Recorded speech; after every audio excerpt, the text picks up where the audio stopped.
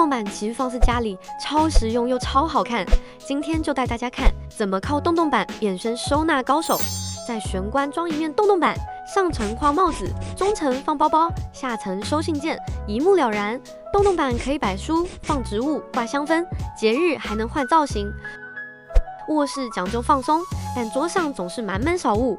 床头墙上装一片洞洞板，挂灯、耳机、相框都 OK。洞洞板让家的每个角落既有秩序又有风格。